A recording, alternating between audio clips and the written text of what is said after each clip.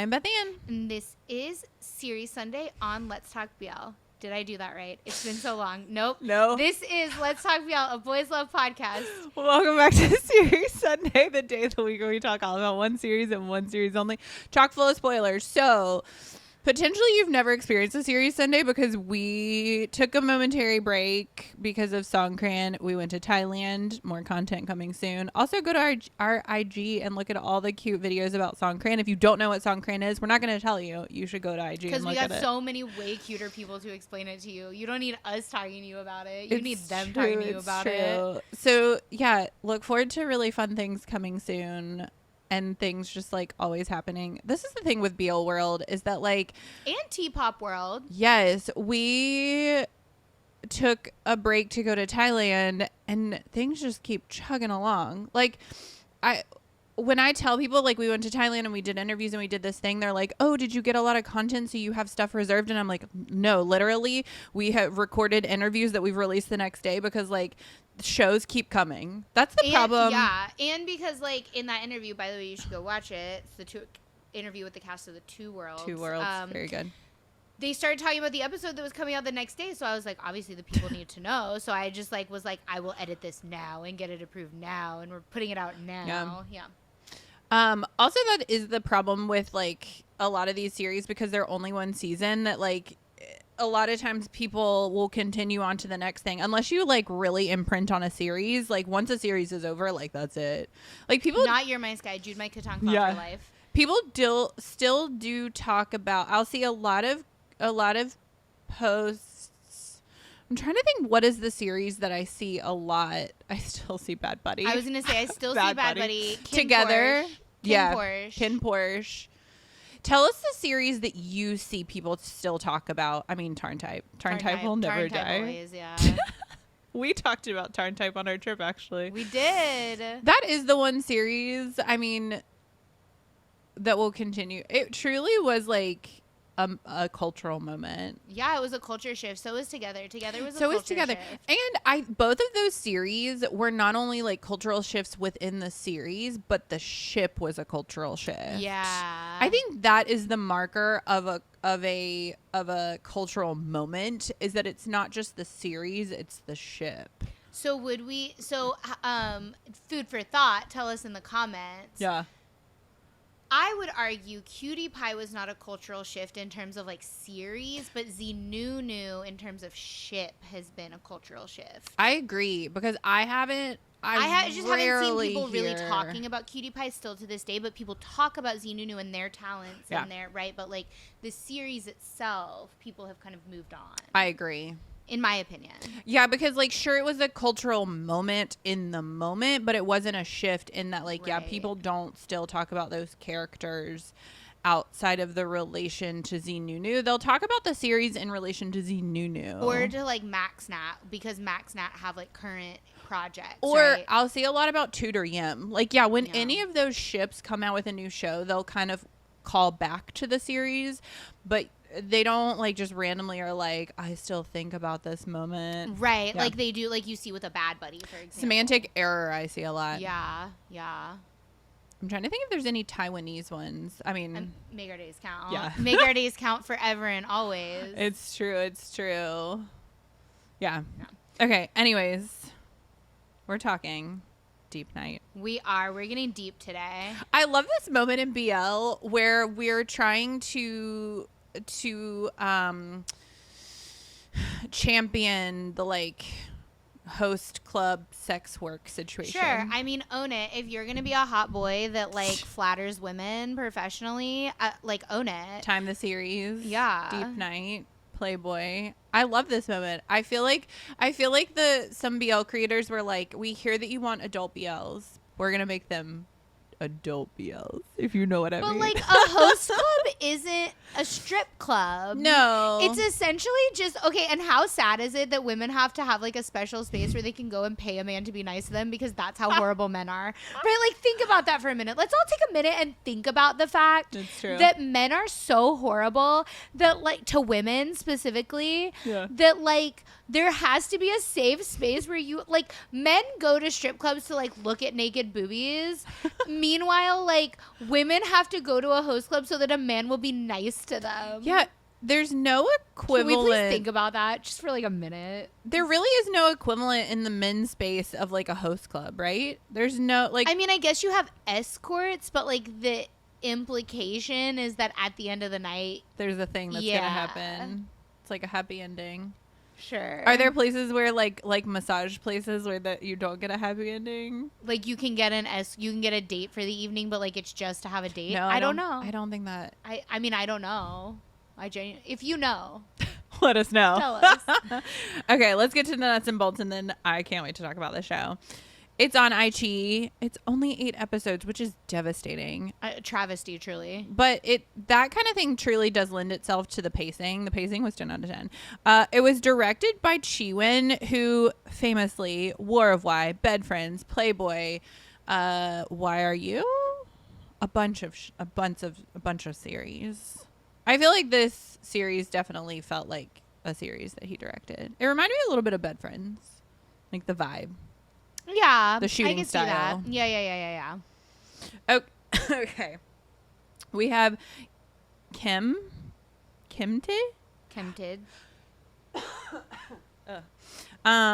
who's played by Shogun. Did I say that right? Shogun. We got corrected while we were in Thailand because that's a tricky name. Yeah. Shogun.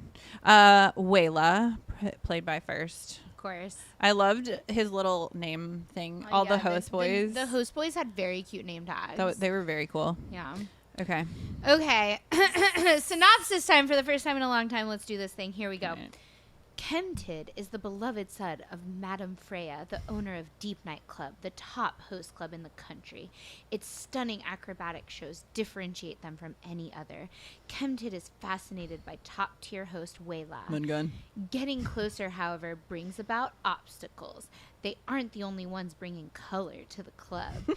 They're joined by Seiji, Ken, Great, DJ James, and Sunny Waiter Japan. Japan is a gem. Yeah.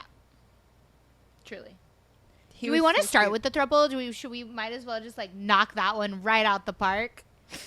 They were fun. Especially, I liked the character development of Japan because he went from being this like fun little friend of Wela's, right? Yeah. Yeah.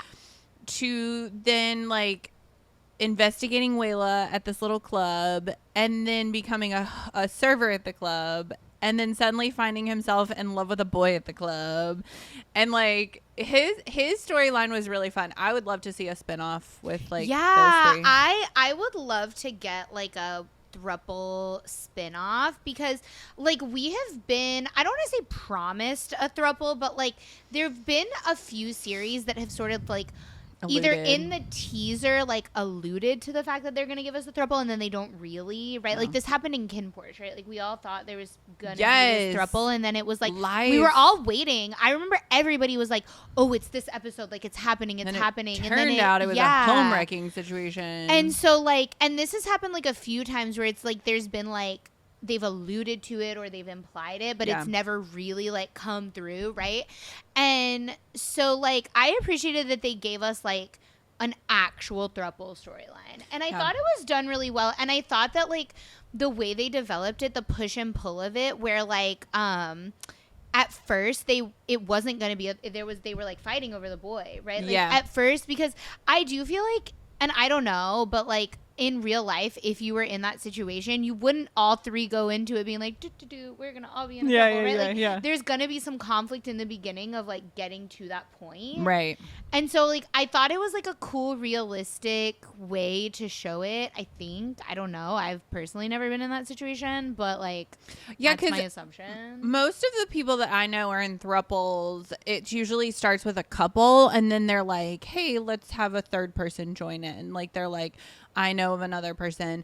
And they kind of did it that way where the Japan and Seiji were dating, but then Ken was the love rival for most of it. And then Japan was like, I want my boy to get all the love, which I think was very mature of him. I mean, yes, he's very emotionally mature. But also, no, I mean, it also wasn't, it was more so of like, he kind of was like, okay, well, I see that my boy is into this other boy, and like, I'm cool with that on a personal level, and so like, why don't we see if we can make this work so that I also get everything I want, right? So that I don't lose him.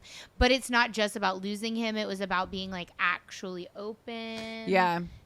I thought their dynamic was really cute. I also like that Japan led that situation because he was the one that would have been kind of like threatened by the addition by the addition of Ken, and so I did love that dynamic. I also loved that like truly one of the most innocent characters in the series became like in the throuple, because it was really cute, the scene where they kind of start their relationship, where they see Wela and Khem hooking up in the pool, and he's like, oh my god, and they were like, Seiji's like, they're boyfriends, and he was like, but I thought boyfriends just like hold hands. Oh and my like God. and you're like, what, child? And then sweet Ken like watching them like kiss and is like but it was very cute. I like Japan's little like fantasy of like what I did find it really funny. Japan's fantasy of what the throuple could look like included them doing things to him, like he was the middle person, which was really funny because ultimately Seiji is the middle person.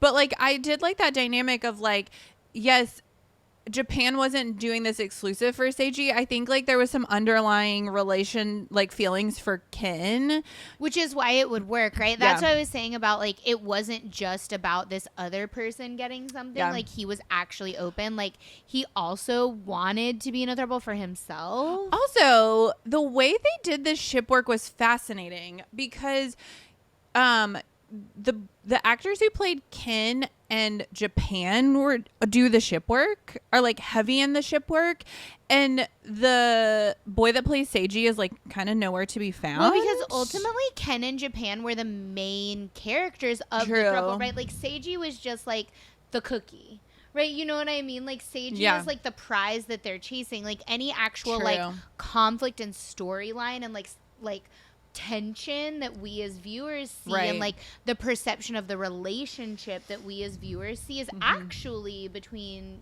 Ken and Japan. Yeah, so I would love to see a spin-off of these three, because I would love to see the development more of Ken and Japan and like navigating. I would love to see them navigate like them falling in love, because they're already both in love with Seiji, I would say, and so it would be cute to watch the navigation of them falling in love and also like incorporating Seiji into it, but like also Seiji watching it and like being jealous. Tell us. I feel like that storyline, I'm like writing that storyline myself. Yeah. Well, and then also them just navigating a throuple, because the only actual, like, we know that they enter into a throuple, but like you don't actually see them in the throuple except for in the like fantasy or whatever, right? Like, so you don't, like, we don't, and as it was meant to be, because they're the side throuple. Right? Like, we're not supposed to really get more than that, but we didn't get like a ton of, we got all the build up to it, but we didn't get a ton of like development or get to see the actual like throupleness. Yeah. I would love to see it. Fingers crossed that we get a special episode and that it contains more of the throuple. Well, and they all did so well, and I was surprised how much at the end I ended up liking Japan, because in the beginning I was like, this boy's annoying. Like the first few episodes I was like, this boy is so annoying. Interesting. Was he just too slapstick? Yeah, kind of. And I was like he immature. needs to calm down. Yeah, like I was like, why is he so up in arms? Like, why is he so like... I thought he was cute. He was a cute contrast to Wela, because Wela is clearly very mature. Like he had like lost a parent, and then he went to work in this host club, and he also helps his mom, and like there was so many layers to him, and he's like working really hard in school and all these things, and like he has this little friend Japan who's like kind of carefree and fancy and just like whatever. And so I thought it was interesting to see Japan's development through the series, because he did start off a little like naive and immature, and I was like, he needs to like yen. I was like, tone it down, dude. Like, and he did. He really did. That pacing again. The pacing in this series I thought was really well done. The story really had an evolution that you enjoyed watching from like every dynamic. even the side characters.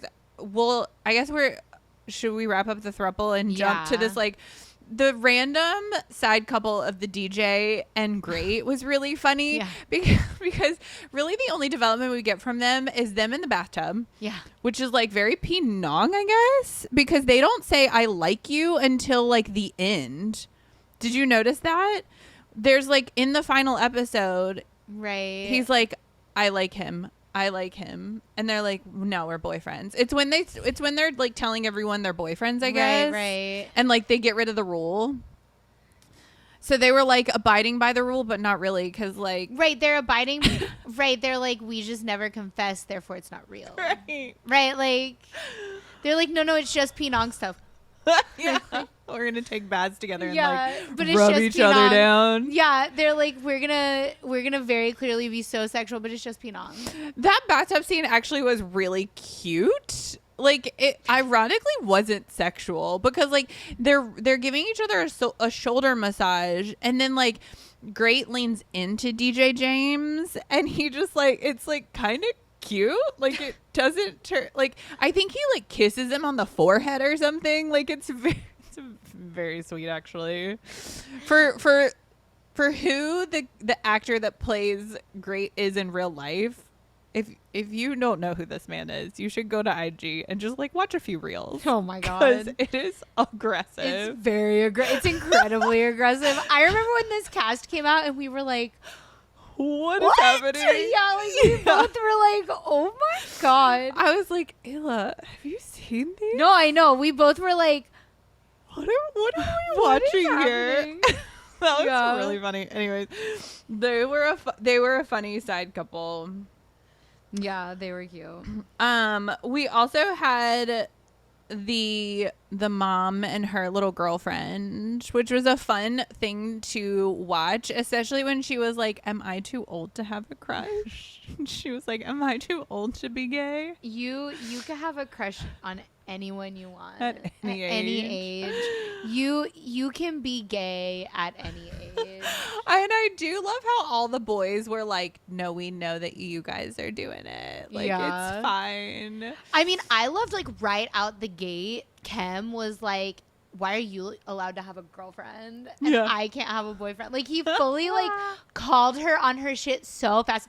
Like he walks in that office when they're like, I think it's like at 2 or 3 maybe it's episode 3 where they're in the office, Freya and Meji, and they're like kissing, touching, rubbing. Like that don't seem platonic to me. And Khem walks in and they like split, right? They like right. And super subtle. And whatever, Meji like pretends she like dropped something and she like picks something up, whatever, and she's like, okay, like sign the papers, I'm gonna go now, bye, right? One of those situations. And she walks out and Khem just stands there and looks at his mom. Like he looks at Freya and he's like, why are you allowed to have a girlfriend but I can have a boyfriend? Like he fully just calls her on her shit to her face so fast. Like it's so incredible. Good. I loved the relationship between Freya and Khem, like his mom and him, because it is very indicative of like a relationship between like a mother and son who have kind of been on their own for a very long time, and she's trying to like encourage him to take over this club that like she kind of can't really straight up be like, this is yours, because like she was saying she wants him to like really own this, because like you have to be passionate about a host club. You can't just like take it over. I have the passion. It's for a the family. Host club. I got the spirit. You do have the My spirit. energy is green. And so I did love the way that they incorporated like a more mature storyline, and I love that it was a little GL storyline in the midst of literally all the gays. Yeah, they were very cute. I will say I do always love a series where it's like everyone is gay. Yes.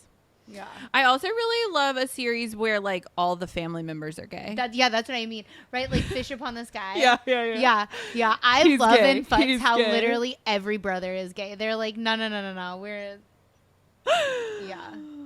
What other series? They're like, what flavor do you like? Right. You like Neo? Bet. You like Pooin? Bet. Like you got everybody's gay. And Papong, right? Yeah. He was the third. Papong's the oldest brother, and he is also gay in Fish Upon the Sky. Yeah, it's like, what flavor do you like? It doesn't matter. You just want to sit at the table. You will get fed. You get all of them. Yeah. Is there another series? Oh, Kin Porsche. Right. Aren't all the brothers gay in Kin Porsche? Yeah. Because you got, who are the brothers? It's Barcode, Mile, and Tong, right? They're the brothers? Well, no, Barcode and Mile are brothers, and then you have Tong and Apo and Jeff. It's like 2 sets of brothers. All the brothers are gay with each other. No, Apo and Barcode are Apo brothers. and Barcode, sorry. Yes. I was like, wait, no. Tong and Jeff and Mile. Okay. Yeah, Tong, Jeff, Mile. With our powers Apo combined, and we Barcode. can... I was like, it's 2 sets of brothers. They're not all related, but they are all gay with each other. Yeah. They are. And then poor Tong. He gets left out in the cold. Tong's gay with everyone. That's true. It's true. Tong has his fish. He's fine. It's true. It's true. Oh my gosh. I was just looking up because we should continue to talk about side characters in this series. And I was looking up who the character who's like the like, I don't know what she would be considered, but she was like the door girl / like right-hand man of Meiji. And like, oh, yes. Her name is, and her dresses were fabulous every time. Yes. Her name was Dai. Okay. The funniest part is his name in real life is Mai. Looks completely different. You guys should go Google. Go to that MDL, you guys. That's wildin'. I was like, dang, what? acting. Oh, side note, when we were in Thailand, Tong walked right past Beth Ann when I was on my way to meet her. We had like split up and we were meeting back at a specific place. And she texted and she was like, she had misspelled his name. And I was like, who? And she was like, the gay one from Kin Porsche. It was incredible. And then I like hightailed it over to see if I could also run into, and I didn't. It was sad. It was fun. Yeah. He was just as fabulous. As all you gotta do is walk around in Bangkok. I'm telling you guys. We had chicken nuggets with force. We did. One day. Okay. Also, I will say that will be the title of my memoir. One day when I write a book about my like adventures in Thailand, I'm gonna call it Eating Chicken Nuggets with Force. Shout out Jeff Satter for having his concert at Imsphere, because you just sat in the food court and you just saw everyone. So many people. It was so funny. One day we will tell this story. Yes, about that day tuned. because it was. It was pretty, so it's funny. A whole story. We'll tell it later. It's a whole story. We should do an IG live to tell like fun little stories from Thailand. Fun little fresh IG story or Thailand stories. Yeah, that might be fun. So yeah. Anyways, we had Dai, who was fun and fabulous, and she was a really interesting character because like she wasn't the butt of any joke, right? Like we always talk about the like these characters tend to be like the butt of a joke, or they tend to be they're like comic relief. Yeah, comic relief or like a side character, and she very much was like the leader of the club and was like very much in charge and had a very sweet relationship with Wela and Khem in like different ways, and so I really enjoyed that. Yeah. I also really enjoyed watching her try to police these boys because, like, she was, like, ultimately supposed to be the one, like, kind of keeping them in line. Yes. And watching her try to police these chaotic men was so funny. Impossible. But then also, like, she took no shit. Yeah. Because that episode, whenever that one boy was like being like too much with Wela, yeah, she came through, shut it down. Yeah. And then we had a bunch of fun little guest stars. We had James from Nung Narong. Yes. We had Nut, the little TikToker / turned actor. Yeah. Soul, which is a favorite of ours. Him, who plays literally the evil. This is probably the least evil character he's ever played, because he plays like a full-on like rapist murderer in Playboy. Yeah. And then he plays like he's evil in Bedfriend too. Another rapist in Bedford. Like, man, this Chi-Win, what did he do to you? How did he hurt you? Yeah, I really do want to know. We should have him on the podcast. He'd be a fun conversation to be like, how does it feel to play all these like really bad characters? Why are you so evil? We did see the evil dad in Thailand too. Although he's not evil, he just looks evil because he was the dad in Secret Crush on You, and you think he's gonna be evil because he does look intense. Yeah. And then it turns out he's okay. He was with his IRL kids when we saw him. He we was also with saw his- him at a mall. with his Go to the family? mall. Yeah. Actually sit in literally any food court. Yep, that's where it is. Shall we talk about Wela and Kim now? Yes. Yes. Okay. First of all, can we talk about how obsessed Kempton is with Wela? Because same. I remember from episode 1, I was like, sorry, I'm really excited. I really, really liked these characters and I loved their dynamic. Oh my god. Oh my god. From the moment that this man like fully had like heart eyes, like he looked like a cartoon. Same. And the fact that he was like, I saw it, I liked it, I want it, I got it. Yes, Ariana, what are you doing here? Like, yes, I fully appreciated his energy at all times. Here's the thing. As someone who really loved Toru first,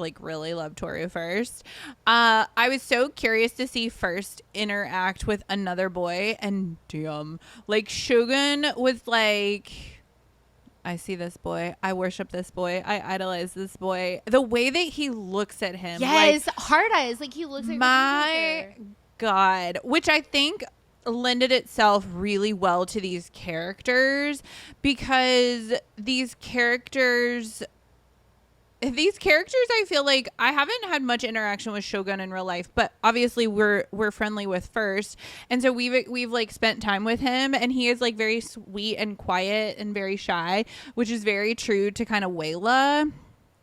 And so actually this character replaced Host with like BL Boy, and you have First, I guess. So it was interesting to kind of watch these characters play out to then like see how they're similar to their real life dynamic and how they're different to who they are in real life. And so yeah, they really played off each other really well. Yeah, they have a great dynamic. I also, with these characters, I really appreciated how we got kind of a immediate payoff because it gave us more time and opportunity in a show that was only 8 episodes. That's true. It gave us more opportunity to get more conflict so that we could have more development ultimately, because no relationship just has like one conflict and now it's smooth sailing for the rest of your life, right? Like the pacing was done so well and the development was done so well that we like pretty immediately got the payoff of like, I like you, you like me, let's make out, let's be boyfriends, even if it's in secret. So that like, I would say probably by like ep 4, you're already working up to conflict number 2. Yeah. Right? Like you're That's already true. working, you get the payoff of the like boyfriends and the sweet and the hooking up in the room full of candles and the bathroom and the right like making out on a stage with like a fire hazard. yeah, right, like we're risking death to love each other.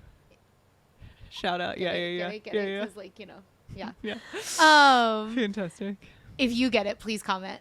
And so like I did really appreciate, normally I don't love an immediate payoff like that because I feel like the relationship is not believable at that point. Like I don't believe that you guys are actually like into each other because it happened so fast. But in this case, I think because the way they set it up at the college, because we got to see them interact at school as well as at the club, it really helped to give us a more complete picture of their dynamic together. You know what I also really loved is Wela stayed true to character even when he was in that relationship.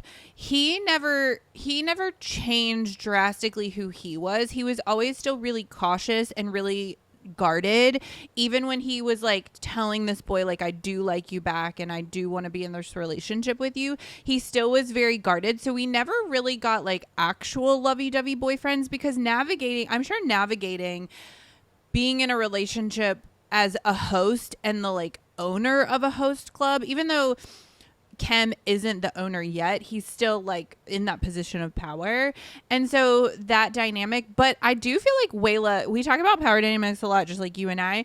And so I will say, to me, I would say Wela does kind of have more power in this situation because of like experience and life lived, even though Khem definitely has the like institutional power. Right, he's the boss. Yeah. He's not yet the boss. He's the boss's son at this point. Yeah. Right. But like in any sort of like family owned business, right? Like Right. the boss's kid is the boss. And also like he's got money and Wela doesn't. Yeah. And he, you know, like. And so I think they very well played that power dynamic of, you always felt like Khem was playing catch up to Wela. Wela always felt like the more powerful and in control one, which is the dynamic that he has as a host too. Right. And because he was the one that was like being chased. Yeah. Right. Like, I feel like anytime the person doing the pursuit is the one with the underhand, right? Like, true. The person that is pursuing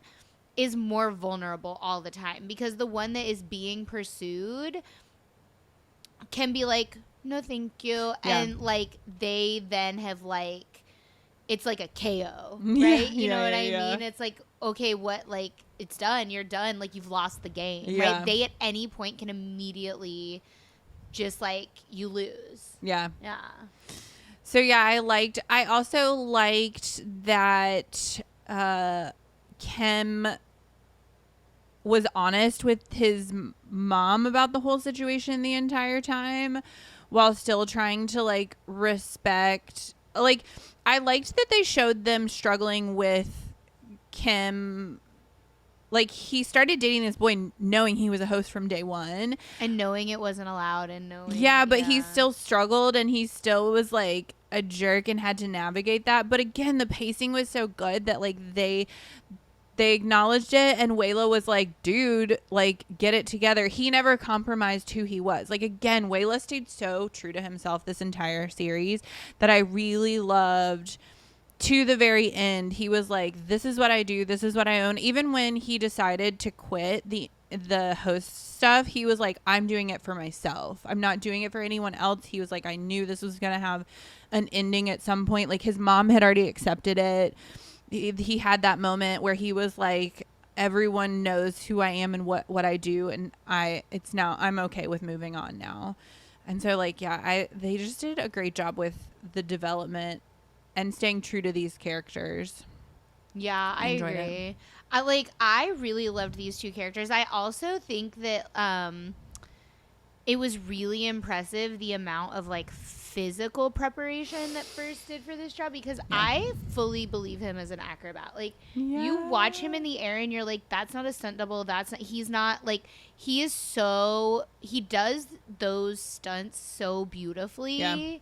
And it ultimately was such a small part of the plot. So, like, to me, I'm like, I mad respect that dedication of, like, he's going to go through all that training and really perfect this art form for something that is such, like, an ancillary part of the plot. Shogun, too, because I loved how Khem was like, my boyfriend's flying through the air and I want to be a chandelier with him. I mean, I do love a good man chandelier. Me and Tainu, same. But yeah, I saw a few clips from the premiere party of Deep Night, and First and Shogun had to perform it like IRL, which is like really impressive that they like learned this skill and were able to do it. Yeah.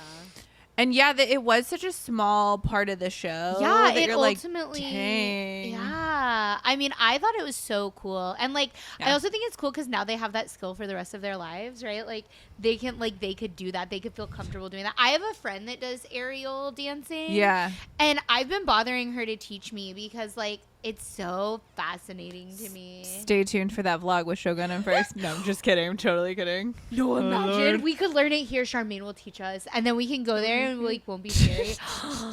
We could do it. It'll we always could do be it, scary. You guys. No, we could do it. Don't even start with me. Don't even give me that idea. I love that we got a house frolic. A pool frolic. Yeah. We didn't get a beach. Like, where was that house? It was just a countryside house. Yeah, they were just like, they were staycationing, Bethan. It was just like a staycation. We got a pool scene. We got a bathtub scene. We just got a kiss from the throuple. Yeah, throuple hadn't really developed. There wasn't, solid product placement in the series. Yeah, they did a good job. It wasn't like overly cheesy. I feel like they've gotten better at the product placement in these series. It does low-key make me miss, though, the, like, crazy product placement of, like, right, like, the Bad Buddy with the, Taukanoi, right, where he's, like, eating it off his fingers. Or, like, the Geo2 with the Oishi, and they, like, literally drink it like this, and they're, like... I mean, my favorite is in My School President, where they're literally dressed like the Oishi. Yeah. Or like in Gen Y, they have the like they get given like a Talcanoy like bouquet for like graduation. Yeah. There's a whole Talcanoy booth at the graduation. Yeah. So funny. Yeah, overall, I really enjoyed this show. It was a great series, and especially for like, I remember the conversations around the show leading up to it. A lot of people were like, "This one's gonna be hard to take seriously," but I think they did for a topic that could be very like outrageous and slapsticky.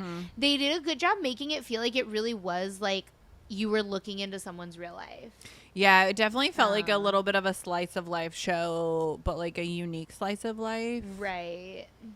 Also, did you figure out who was sending the police? No, okay. On? This was the other thing too that I never understood. That I was like, I need to see if Beth Ann understood this. Yeah.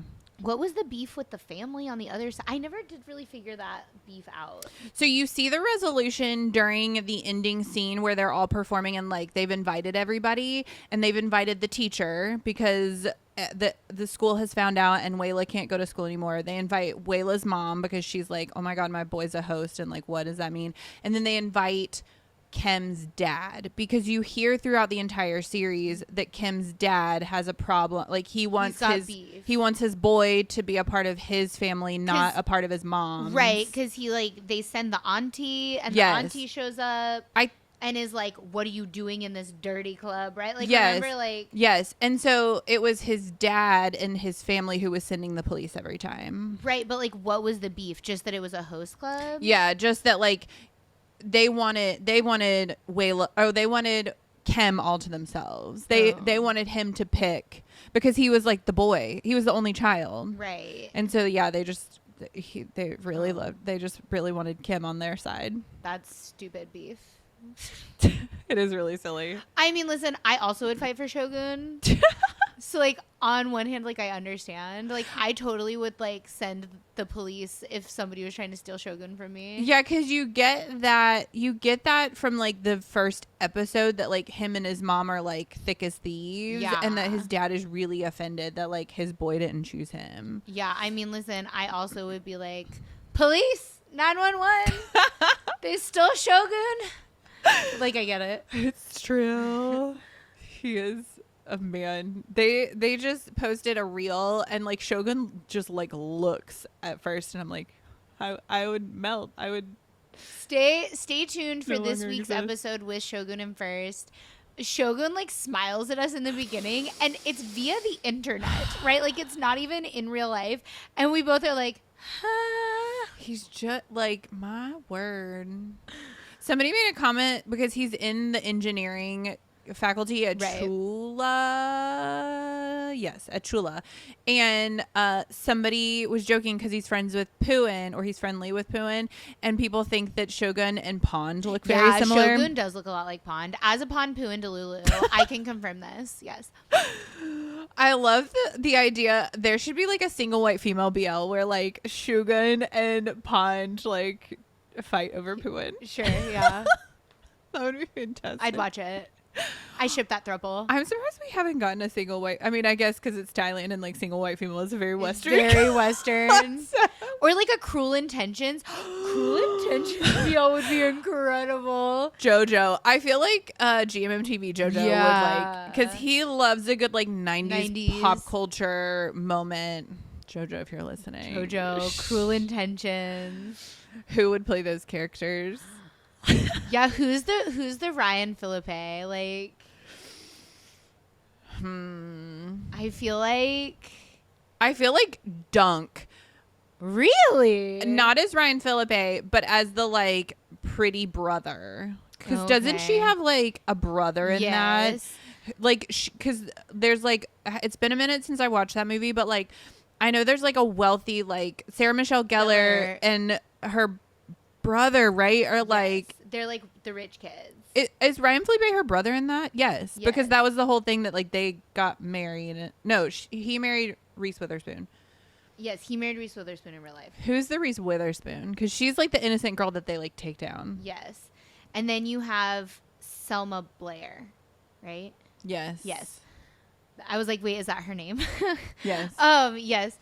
Yeah, who is, I feel like the little innocent girl is like, yeah, who would play the Reese Witherspoon? The Reese Witherspoon, I feel like, would be like one of the babies, right? Like one of like the new baby actors. William would have been a good Reese Witherspoon. Before he got placed as this character. Before Tempo. Yeah. Yeah. I'm trying to think outside of GMMTV though. Inside GMMTV, I feel like a good, honestly, fourth would be good as the Reese I was thinking that too. Or Satong. Satong actually would probably kill it. I'm obsessed with his character in We Are. He is Yeah. so stinging cute. And actually, who would be a good Selma Blair? Winnie. Because Winnie kind of looks a little evil. Like, he got like an evil face. It's true. Yeah. Okay, outside GMMTV, who would play? First, Chongerlat would be a good Reese Witherspoon. Yeah. Yeah, I see that. Because Or like Mick. yes, because in the later season or in the later part of Don't Say No, I felt like he kind of played that like sweet. Oh, yeah. And Don't Say No, he was a very like sweet little like angel baby soft. Because he was like, working through his like past traumas and what have you. Yeah. Nat. Ooh, yeah. Nunu would play a good Selma Blair. For sure. Nunu evil. Nunu got the devil in his eyes. Hundo P. Test me. Yeah. Z would play a good Ryan Felipe. Hold on. Hold on. Nah. The best Reese Witherspoon. And we're getting back to my guy's roots. He is acting. He's not a BL boy. But he could be. Tell me. Poom Atlas. Ooh, yeah. Poom Atlas. Jet would play a good Ryan Felipe. Yeah. I feel like he got Jung from Purses would be a good Ryan Felipe. yeah. Faux show. Yeah. Pluggy would be a cute Reese Witherspoon. Oh, sweet Pluggy. If you haven't clocked it, we're obsessed with Purses now. BTW. It's true. I mean, everybody stream Cute List, so go stream one of the other songs that hasn't gotten a lot of play. Yeah. Catch the Night is my current vibe. I love Catch the Night. Yeah. That's a banger. Nice. Far Too Close is also a vibe. It's like, it is. yeah. If you like Love Fool by Atlas, like that could be your vibe. Or Boys to Men. Yeah, it sounds just like Boys to Men. Speaking of like late 90s, early 2000s. It's true. It's Yeah. true. Oh my God, that was a fun little rabbit hole we went down. Yeah. Okay, stay tuned. We have new merch coming. And we had the cutest brand ambassador. The cutest boy in Thailand. Yes. Stay tuned for that. Stay tuned for the reveal. All that fun stuff. But until then, this has been Let's Talk BL. Don't forget to like, subscribe, and follow all things Let's Talk BL at Let's Talk BL.